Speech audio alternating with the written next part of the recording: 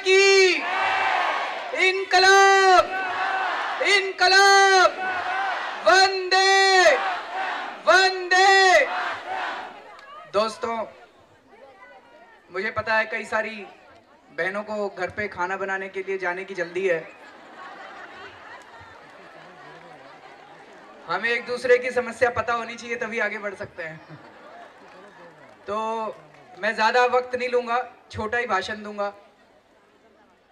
सबसे पहले बहुत खुशी की बात है, आज आम आदमी पार्टी का स्थापना दिवस है। आज ही के दिन 2 साल पहले आम आदमी पार्टी बनी थी। अन्ना आंदोलन से निकली हुई आम आदमी पार्टी इस देश के अंदर एक नई किस्म की राजनीति लाना चाहते हैं हम लोग। और पिछले 2 साल में जिस तरह से हमने इस देश की राजनीति को झकझोरा है, वो कोई छोटी बात नहीं है। पिछले 2 साल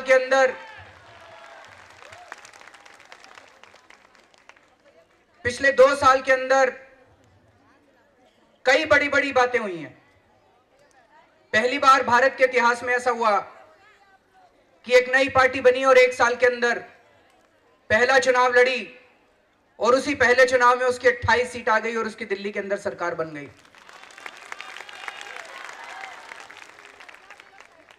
पहली बार ऐसा हुआ कि लोग 1 लाख रुपए, 2 लाख रुपए, 3 लाख रुपए खर्च करके चुनाव लड़े और चुनाव जीत गए। आम लोग चुनाव लड़े। राखी बिड़ला चुनाव लड़ी मंगोलपुरी से, राजकुमार चौहान को हराया, जो कि बताते हैं कई हजार करोड़ का आदमी है। 15 साल, पता नहीं 15 या 20 साल से विधायक थे। वंदना कुमारी चुनाव लड़ी, राखी इधर हो तो आ जाएं। राखी बिड़ला चुनाव लड़ी, वंदना कुमारी चुनाव लड़ी। शालीमार बाग से इन्होंने रविंदर बांसल को हराया, जो कि पता नहीं 15-20 साल से वहां के विधायक थे। ये हम लोगों की वजह से नहीं हुआ, ये राखी की वजह से नहीं हुआ, ये वंदना की वजह से नहीं हुआ, ये आप लोगों की वजह से हुआ, दिल्ली की जनता की वजह से हुआ। दिल्ली की जनता खड़ी हुई, चुनाव दिल्ली की जनता ने लड़ा था।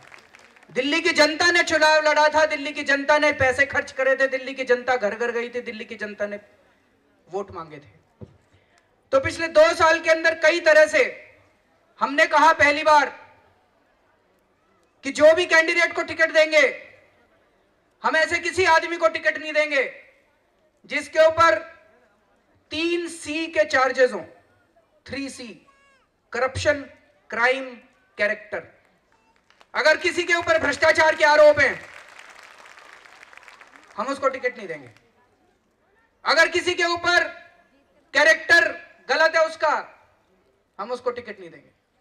अगर उसके ऊपर अपराध का कोई आरोप है, उसके ऊपर अपराध का मामला चल रहा है, चार्जेस फ्रेम हो चुके हैं, हम उसको टिकट नहीं देंगे। और हमने ये करके दिखाया। पिछली बार आप सब लोगों को याद है, चुनाव के 3 दिन पहले हम लोगों ने राजौरी गार्डन विधानसभा का अपना कैंडिडेट कैंसिल किया था, सीट खाली छोड़ दी थी। आज तक भारत के इतिहास में कभी नहीं हुआ। इस बार लोकसभा चुनाव के दौरान कई सारी सीटों के ऊपर कैंडिडेट बदले गए थे, जब हमारे पास सबूत आए इस बात के। क्योंकि हम मानते हैं महिलाओं की सुरक्षा तब तक नहीं हो सकती अगर आप अपनी कैबिनेट में निहाल चंद जैसे ऐसे लोगों को बिठाओगे जिनके ऊपर बलात्कार के आरोप लगे हैं, तो आप महिलाओं की सुरक्षा की बात नहीं कर सकते। हम लोग अभी, जब मैं यहां से आया, कुछ लोग आपस में पार्टी में जिक्र कर रहे थे, बात कर रहे थे। किसी ने एक नाम बताया, बोले जी फलानी फलानी विधानसभा में इसको टिकट दे दो, पक्का जीत जाएगा, सीट निकाल लेगा। पर थोड़ी सी प्रॉब्लम है। मैंने कहा क्या प्रॉब्लम है? इसके ऊपर छेड़खानी का मुकदमा चल रहा है। मैंने कहा हम सीट हारे या जीते, हम इसको टिकट नहीं देंगे।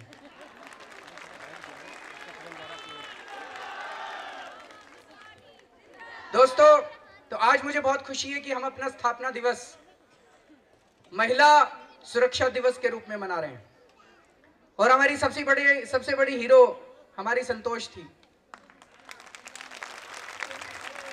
हमारी संतोष सब लोग जानते हैं, बहुत ही जुझारू लड़की थी।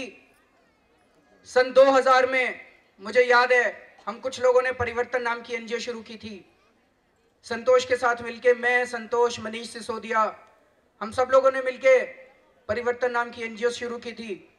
और पिछले 14 साल से हम लोग सुंदर नगरी की झुग्गियों के अंदर काम किया करते थे।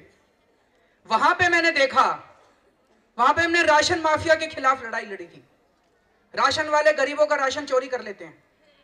35 किलो राशन आता है, 25 किलो गेहूं, 10 किलो चावल, लेकिन उनको 5 किलो 10 किलो देके और चलता कर देते हैं। 2 रुपए किलो गेहूं देनी होती है, 2 रुपए किलो नहीं देते, 20 रुपए किलो देंगे, 15 रुपए किलो देंगे, सारा राशन चोरी कर लेते हैं। सुंदर नगरी में हमने देखा, जिस दिन महिलाएं खड़ी हो गई, राशन वालों ने राशन की चोरी करनी बंद कर दी। तो दोस्तों, आप महिला शक्ति बहुत बड़ी बात है जो हमारी पार्टी के अंदर हुई है। अगर महिलाओं को, हमने दिल्ली की महिलाओं को खड़ा कर दिया, तो दोस्तों इससे बड़ी महिलाओं की सुरक्षा नहीं हो सकती। महिलाएं महिलाओं को सुरक्षा दे सकती है और कोई सुरक्षा नहीं दे सकता।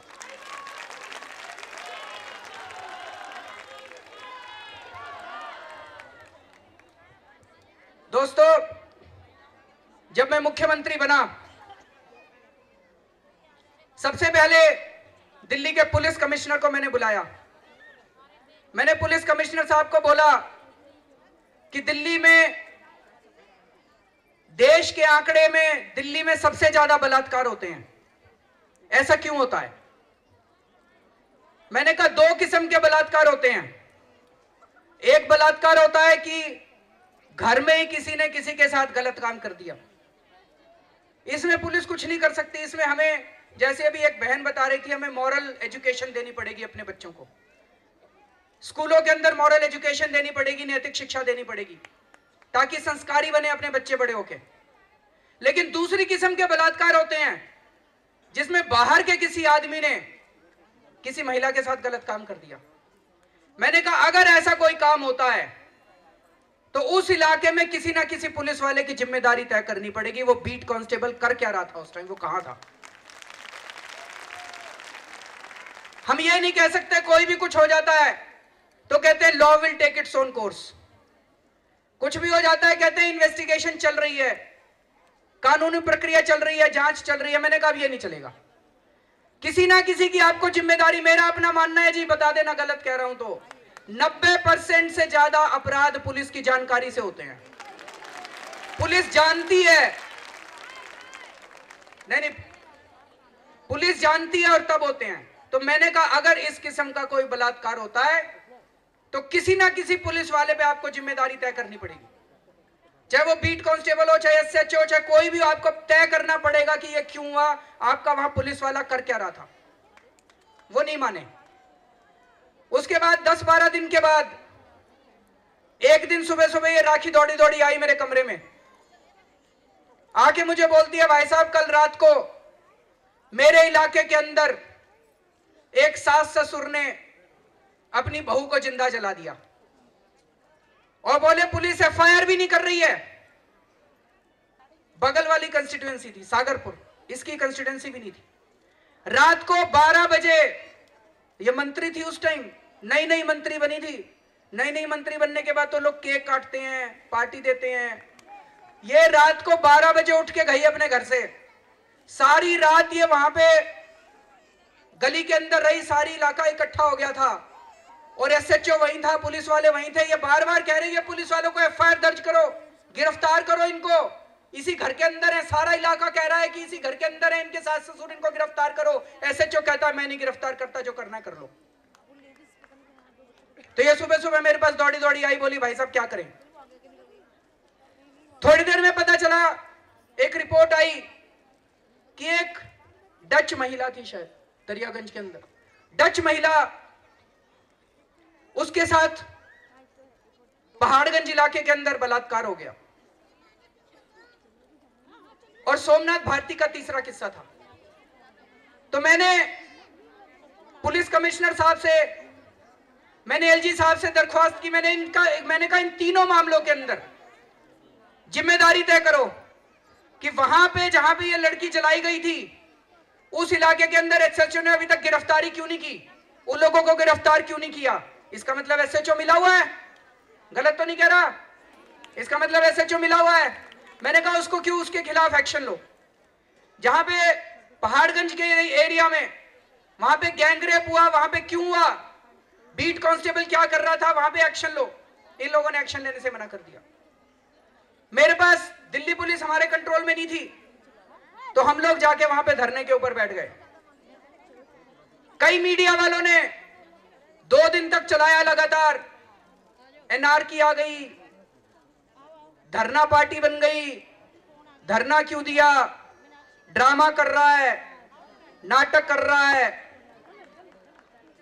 मैं इन मीडिया वालों से पूछना चाहता हूं,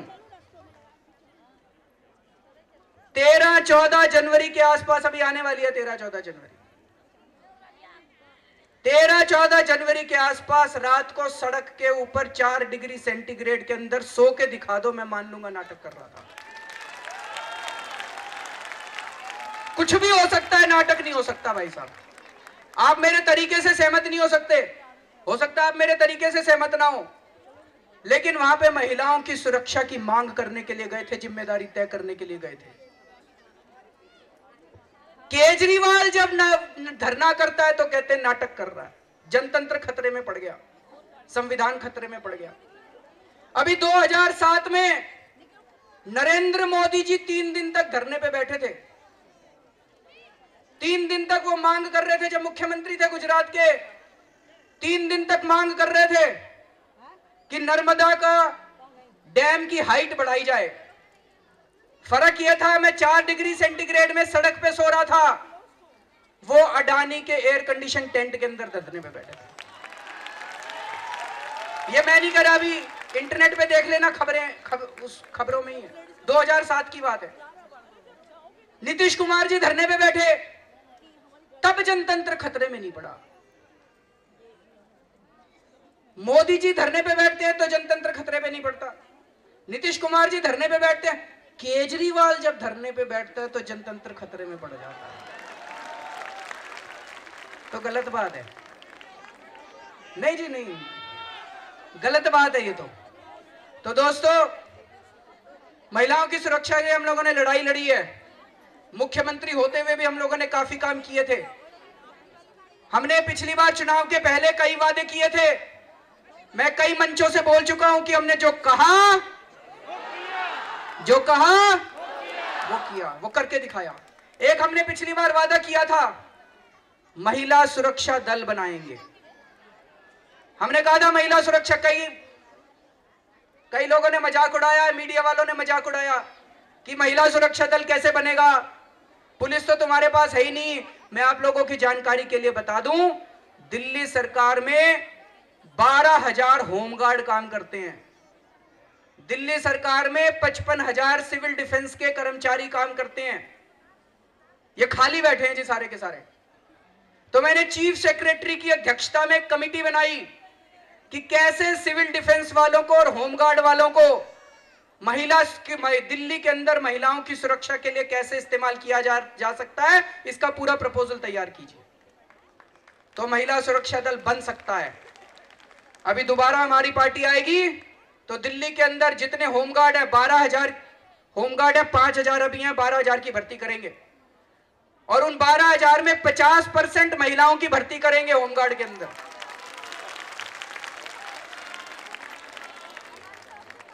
होमगार्ड को, सिविल डिफेंस वालों को, ये दोनों मिला के लगभग 60,000 कर्मचारी हो गए। ये खाली बैठे हैं, इनको ये बड़े बड़े अफसर अपने घर पे जूते साफ कराते हैं, अपने घर में सब्जी मंगवाते हैं, वहां से निकाल के हम इनको आपकी महिलाओं की सुरक्षा में लगाएंगे पूरी दिल्ली के अंदर। दूसरी चीज,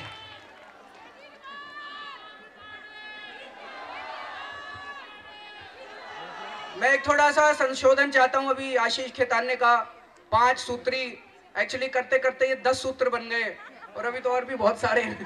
तो इसको मैं चाहता हूं कि इसको थोड़ा सा, लिस्ट लंबी है, इन लोगों ने बहुत मेहनत की है, सब लोगों ने, मीरा सान्याल, आशीष खेतान, आदर्श शास्त्री, रोशन, इनकी पूरी टीम, बहुत सारी महिलाओं ने 300 से ज्यादा मीटिंग की हैं और जितने प्रस्ताव आए हैं उन सारे प्रस्तावों में से मोटे मोटे ये 10 प्रस्ताव हैं, लेकिन इसके अलावा भी और बहुत सारे हैं।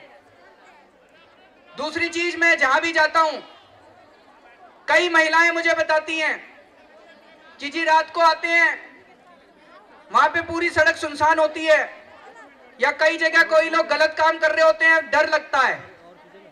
तो यहाँ पे हमारे एक सीसीटीवी कैमरा अगर लग जाए तो वो डर के मारे कोई गलत काम नहीं करेगा, पकड़ा जाएगा। क्योंकि वो तो हमने तय किया, देश की दुनिया के जितने बड़े बड़े देश हैं, जितने बड़े बड़े शहर हैं, उनमें पूरे शहर के अंदर सीसीटीवी कैमरे लगे होते हैं। तो दिल्ली के अंदर भी हम वाईफाई कैमरा लगवाएंगे, पूरी दिल्ली के अंदर, सड़कों के ऊपर, मेट्रो के अंदर, बसों के अंदर, और जितनी पब्लिक स्पेसेस हैं उन सारे पब्लिक स्पेसेस में वाईफाई कैमरा लगवाएंगे। जैसा हमने यूथ के टाइम में बोला था, अभी 10 दिन पहले जब यूथ का डायलॉग हुआ था कि पूरी दिल्ली को वाईफाई से कनेक्ट करेंगे, पूरी दिल्ली में वाईफाई, फ्री वाईफाई सिटी बनाएंगे। तो उस वाईफाई को इस्तेमाल करके पूरी दिल्ली के अंदर वाईफाई कैमरा लगाए जाएंगे। अगर कोई भी गलत काम कहीं करता है, इससे केवल महिलाओं की सुरक्षा नहीं बढ़ेगी, दिल्ली के अंदर अपराध कम होंगे, क्योंकि कोई भी अपराध करेगा तो उसकी सारी, उसके अंदर कैमरा के अंदर सारी चीजें कैप्चर हो जाएंगी। दूसरी चीज, स्ट्रीट लाइटिंग। ये स्ट्रीट लाइटिंग वैसे एमसीडी वालों के हाथ में है, वहां बीजेपी है एमसीडी के अंदर। आधी से ज्यादा दिल्ली के अंदर लाइटें काम नहीं करती, आधी से ज्यादा दिल्ली के अंदर लाइटें हैं ही नहीं। अगर दिल्ली के अंदर रात को पूरे दिल्ली के अंदर लाइटें लगवा दी जाए, ठीक से काम करना चालू करें, तो मुझे लगता है उससे भी काफी फायदा होगा। कोने कोने में, दिल्ली के कोने कोने में स्ट्रीट लाइटिंग लगवाई जाएगी, सारी सड़कों पे, सारी गलियों के अंदर, और ये व्यवस्था की जाएगी कि वो स्ट्रीट लाइट काम करना शुरू करे। तीसरी बात, आज अगर कोई महिलाओं के साथ छेड़छाड़ करता है, महिलाओं के साथ अपराध करता है, किसी भी महिला के साथ अपराध होता है, केस चलते रहते हैं, 10 साल 20 साल केस चलता रहता है। इसको बदलना पड़ेगा। जब मैं मुख्यमंत्री बना, मुख्यमंत्री बनते ही मैं हफ्ते भर के अंदर दिल्ली के चीफ जस्टिस से मिलने के लिए गया। मैंने कहा, सर मेरा एक ही आपसे निवेदन है, न्याय व्यवस्था के लिए आप जितना पैसा मांगोगे हमारी सरकार आपको पैसा देगी, लेकिन एक मेरी आपसे निवेदन है, इतनी अदालतें खोल दो, इतनी अदालतें खोल दो कि अगर किसी महिला के साथ अपराध हो तो उस मामले के अंदर 6 महीने के अंदर बलात्कारी को जेल होनी चाहिए, 6 महीने के अंदर दोषी को सजा मिलनी चाहिए। वो तैयार हो गए, उन्होंने कहा मैं 100 अदालतें अभी खोल सकता हूं, अगर आप मेरे को जगह दे दो तो हमने तुरंत जगह ढूंढनी चालू कर दी। तो दोस्तों, दोबारा सरकार बनेगी तो दिल्ली के अंदर नई अदालतें खोली जाएंगी, दिल्ली के अंदर नई जजों की नियुक्ति की जाएगी, और इतनी अदालतें खोली जाएंगी कि 6 महीने के अंदर अगर किसी महिला के साथ कोई भी अपराध होता है तो दोषी को 6 महीने के अंदर जेल होनी चाहिए और कड़ी से कड़ी सजा उसको मिलनी चाहिए।